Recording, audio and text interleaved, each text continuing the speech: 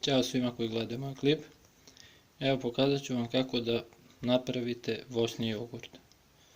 Za to vam je potrebno 2 jabuke, banana, jogurt i med i blender. Neko stavi šećer, ali može i med ko ima. Evo sad ću ja da pripremim voće.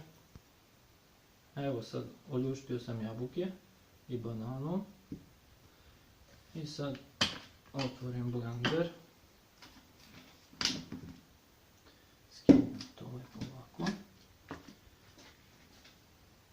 Sipam sve to.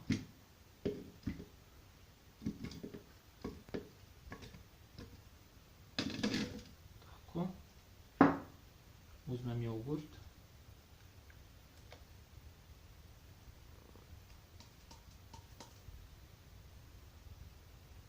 Tako. I med. Sad ne znam da ću sav ovaj med da stavim, ali ja mislim da će biti dosta.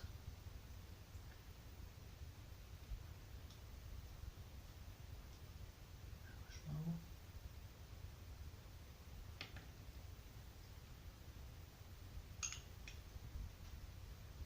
Snimam unutra da se vidi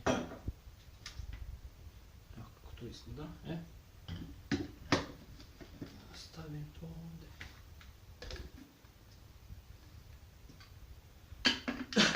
Blender je spreman.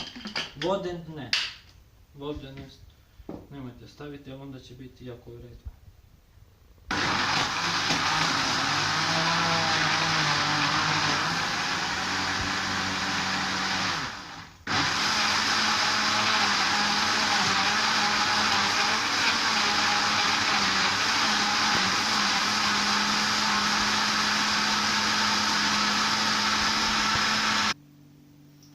Evo, izmiksovao sam voće i nastao je voćni jogurt.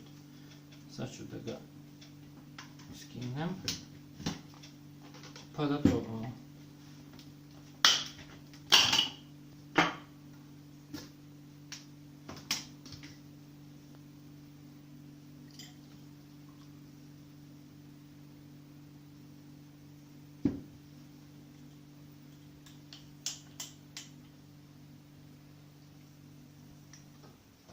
Jao, može se pije.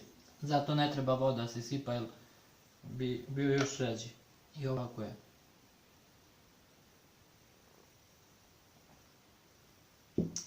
To je to. Hvala svima što ste gledali. Ćao.